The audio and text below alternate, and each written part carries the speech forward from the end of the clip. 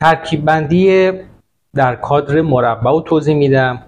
قراره که بر اساس توضیحاتی که در دوره مقدماتی بود ادامه بدیم با ترکیب بندی های پیچیده تر و متنوع تر و کادر بزرگتر، چون یکی از نکات خیلی مهمی که باید برای چیدمان مد نظر قرار بگیره اینه که ابعاد کادر و تعداد کلمات اینها باید با هم یک تناسبی داشته باشن.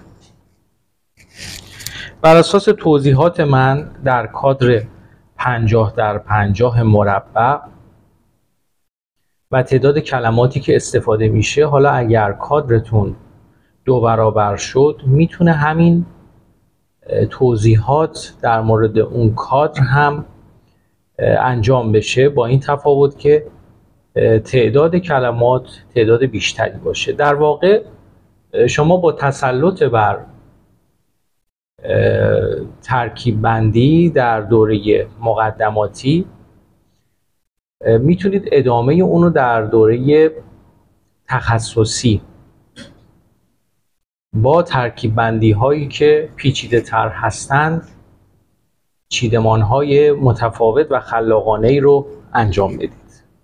خب اینجا من دستم بازتره برای اینکه بتونم از کلمات چه از نظر تعداد چه از نظر کشیدگی ها استفاده کنم. تمام اطلاعات و توضیحاتی که در دوره مقدماتی بود شامل متقارن ها و نامتقارن ها، اینجا بر اساس حالت های مختلفی که اشعار مورد نظر در کادر ایجاد میکنه چیدمان ها رو جلو میبریم. در واقع برای هر کادر و شعر چیدمان هایی در نظر گرفته میشه که کاملا با همدیگه متفاوت و متنوع باشه. خب شعر رو که انتخاب کردم: ای در دلم نشسته از تو کجا گریزم. نشسته به عنوان یک کلمه ای که کشیده است و قرار در ترکیب قرار بگیره، قرار شد کلمات کشیده رو ما در لایه اول یا زیر بقیه کلمات قرار بدیم. این که من بخوام از یک نشسته یا چند تا استفاده کنم برمیگرده به نوع انتخاب من، یا اینکه بخوام چیدمان ها رو بر اساس یک جهت چیدمان کنم، یا اینکه بخواد به این شکل 180 درجه چرخیده بشه و مثل حالت هایی که در ترکیب بندی مقدماتی توضیح دادم. اینها حالت های مختلفیه که یا اینکه بخواد مورب بشه، در واقع به این شکل در این زاویه 45 درجه قرار بگیره. اینها حالت های پایه‌ای برای ترکیب بندی هست. حالا من از یک ترکیب ساده شروع میکنم. در واقع میتونم چیدمان رو بر اساس تقسیم بندی هایی که در سطح کارم انجام دادم، که البته شما میتونید کمرنگ‌تر کار کنید چون اینها فقط یک شاخص هست برای اینکه بتونید مختصات کلمات رو در کادرتون درست انتخاب کنید. و اون حاشیه اطمینانی که در ترکیب بندی مقدماتی توضیح دادم که میتونه اینجا حدود 1 سانت یا بیشتر باشه، میتونه 2 سانت باشه، اینجا قراره که در اون حاشیه اطمینان یا اون لبه ها کلمات قرار نگیره. و با توجه به اینکه اینها رو به صورت مفصل توضیح دادم در دوره مقدماتی، دیگه اینجا حاشیه اطمینان رو ترسیم نکردم و فقط اون پایه اصلی کارمه. خب محدوده‌ای که من میخوام در نظر بگیرم اینه که ببینم آیا میتونم بر اساس یک چیدمانی در یک محدوده مشخص، مثلا در کادر مربع این محدوده رو در نظر بگیرم، یا این محدوده رو، یا حالا 4 تا اگر بخوام خیلی دقیق کار کنم و 3 تا خونه و 3 تا خونه اینور بیفته، در محدوده 4 تا خونه جدول من بتونم چیدمان رو انجام بدم. خب شروع میکنم. کشیدگی هایی رو قراره که در ترکیبم داشته باشه.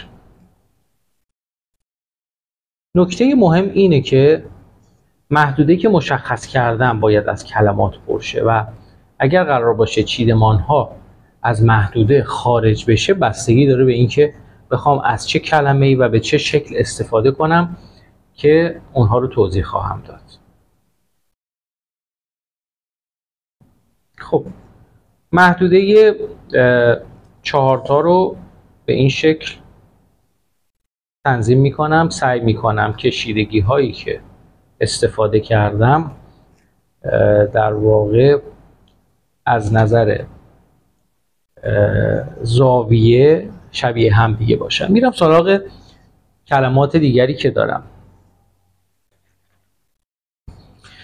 خب میتونم بر اساس ترتیب کلماتی که در شعر هست پیش برم که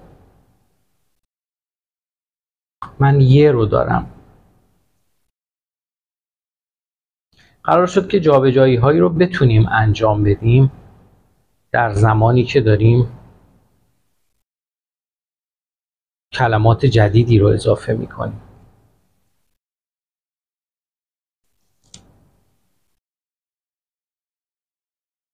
اینجا جابجایی های من بر مبنای دیده شدن بخش اول نشسته است. خب میتونم اینجا رو با یک ریتم یه ببندم. دقت کنید جهت الف ها رو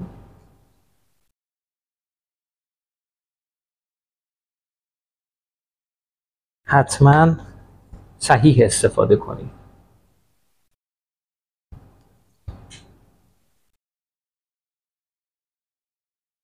فاصله رو من اینجا در نظر گرفتم. خب میرم سراغ حرف بعدی. حرف بعدی دال رو دارم. دال رو باید ببینم که میتونم در کدوم قسمت قرار بدم. اگر قرار باشه این پایین یک انسجامی رو از کلمات داشته باشم و این بالا رو هم بتونم مدیریت کنم، خب بهترین حالت اینه که اینو این پایین قرار بدم که این خط رو بتونم به این شکل بر اساس اندازه دقیق تنظیم کنم. خب میرم سراغ حرف ر. حرف ر رو مجبورم یکم بالاتر قرار بدم که بتونم بر اساس اون راستایی که کلماتم دارن ادامه بدم. یکم سرعت بیشتری رو برای کارم در نظر میگیرم.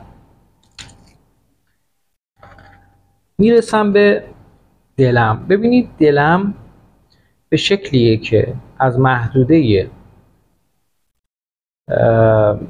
اون 4 خونه‌ای که در نظر گرفتیم بخشیش بیرون میاد.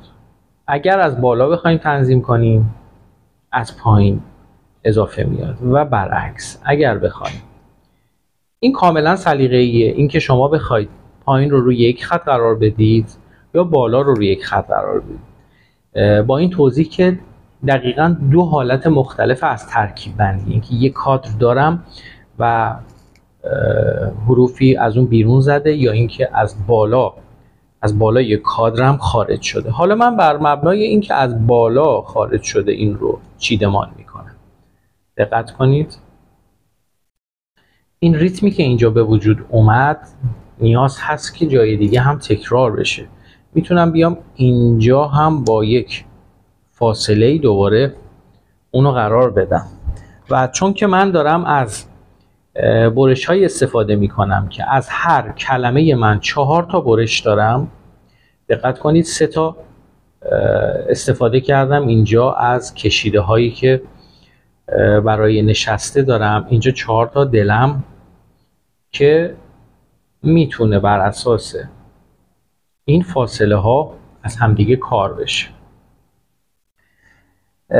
برای این ابعاد 50 در 50 4 سری برش برای ترکیب بندی هایی که من دارم توضیح میدم کافی هست. یا اگر بخواید در کادر مستطیل 100 در 70 کار کنید، با این ابعاد و تناسبات و 4 برش از هر کلمه میتونید کارتون رو انجام بدید. حالا اگر کادرتون بزرگتر شد، به همین نسبت میتونید تعداد کلمات رو در اون کادر افزایش بدید. بخش زیادیش برمیگرده به اینکه شما چه نوع ترکیب بندی رو قراره در کارتون ایجاد کنید. ترکیب بندی ها قراره که خیلی شلوغ باشه یا اینکه بخواد خیلی خلوت باشه.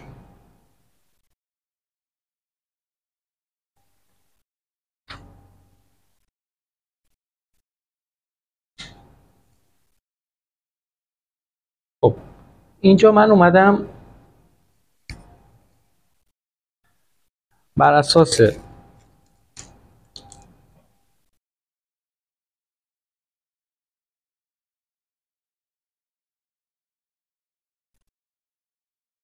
تکراری از دلم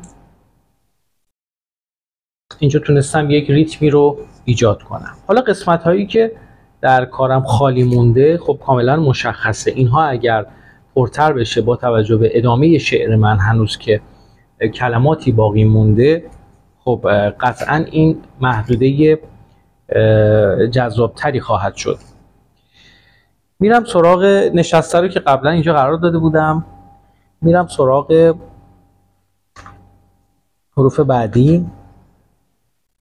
دقت کنید مثلا اینجا من کلمه از تو رو دارم، میتونم الف رو ببرم در اون راستا قرار بدم، در واقع از کادرم بیرون بزنه، ولی تو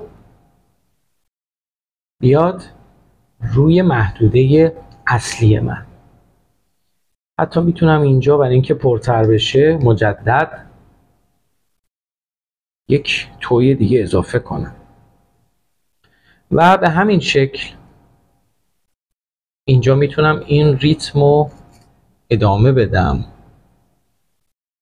تا اجازه بدم این الف یه جاهایی روی دلم بیاد.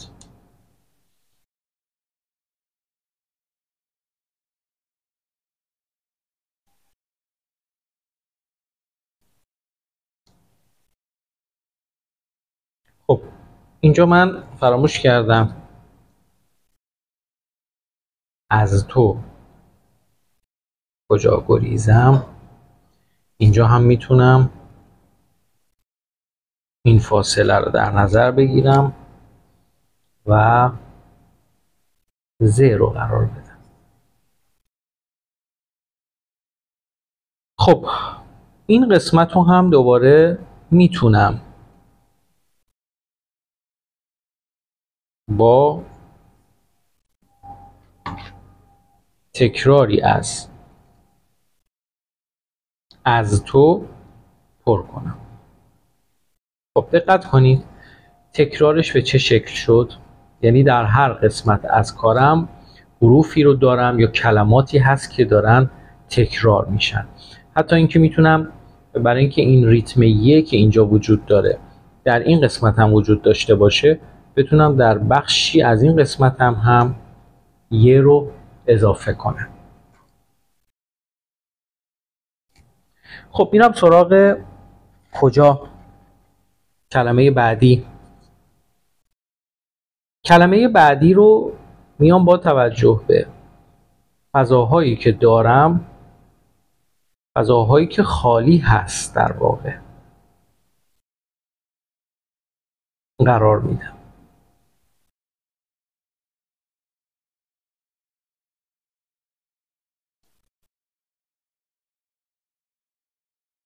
خب اینجا یک ریتم جدیدی قراره به کار من اضافه بشه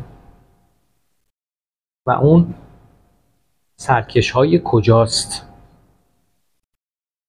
این سرکش ها به خاطر اینکه جهتشون با چیدمان کلمات من متفاوت، یعنی اینا همه عمودی هستن، اینها افقی هستن و اینها مورب. اگر تکراری ازشون در کارم ایجاد نکنم و فقط بخشی رو اختصاص بدم به اون حرف، قطعا ترکیبم یک ترکیب ناقصی خواهد بود. من اینو جابجا کردم که روی اینها قرار نگیره. این رو هم میتونم جابجا کنم ولی الزامی نیست. همین که این ریتم رو اینجا تونستم حفظ کنم برای این ترکیب کافیه.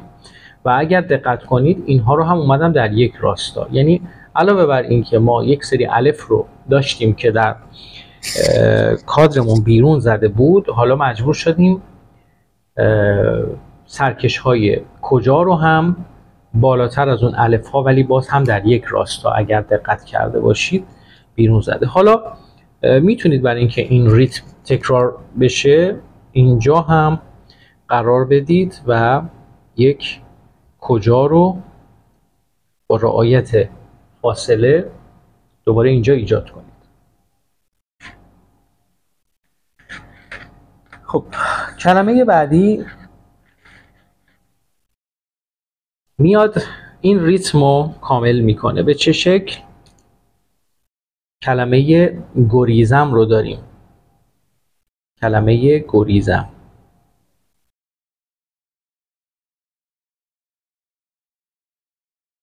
میتونم اینجا قرار بدم و مجدد ریتمی که از سرکش ها هست و ترجیحاً اگر در این ترکیب به خصوص در امتداد همدیگه قرار بگیرن، حتی میتونم این رو هم حذف کنم جای اون، به خاطر اینکه فضا رو اینجا خیلی منسجم کرده بود و کلمات لایه های خیلی زیادتری این گوشه داشتن و میتونم به جای اینکه این کجایی که در واقع فضای مثبت بیشتری داره رو حذف کنم و به جای اون از گریزم استفاده کنم. حالا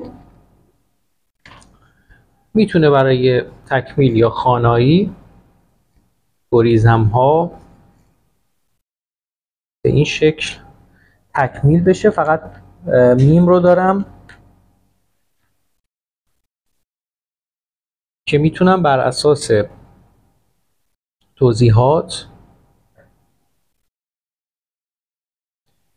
فرم بسیار مناسبی هست برای اینکه هم در کنار گریزم قرار بگیره، هم در کنار محدوده‌ای که قراره اون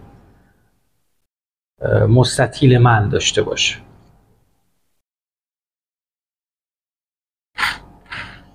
خب اینجا برای اینکه خوانایی گریزم رو نشون بدم میام این رو قرار میدم و اینجا هم دوباره میم رو دارم برای خوندن، اما چون که این تکرار رو تکمیل بخوام بکنم میتونم یه دونه اینجا قرار بدم، یعنی در یک راستا. خب ترکیب من تقریبا داره جهت میگیره، انسجام خوبی پیدا کرده.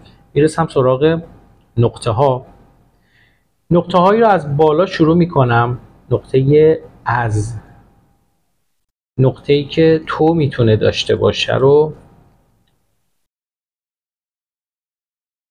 میام در یک راستا قرار میدم با نقطه اولیه و به همون شکل اینجا دوباره یه تو داریم. این ریتمو از نقطه ها ادامه میدم. اینجا میتونم یک تک نقطه کار کنم. این نقطه هایی که بالای کار من رو مدیریت کردن. یه سری فضاها داریم که اینا هم اگر بسته بشه پایین کارم مدیریت میشه. اینا رو هم میتونم تنظیم ریتمش رو به این شکل انجام بدم.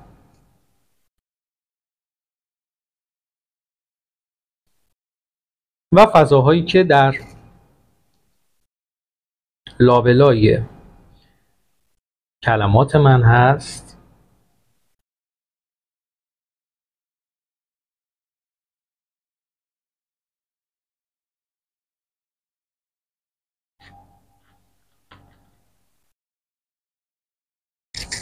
نقطه هایی که مربوط به کجا میتونه روی کلمات دیگه قرار بگیره یا گریزم میتونه رو قرار بگیره و تک نقطه هایی که بیاد ترکیب رو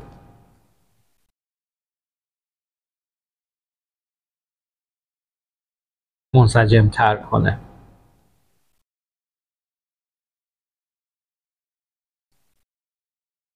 خب ببینید فرمت کلی که در نظر گرفته شد به این شکل تکمیل شد.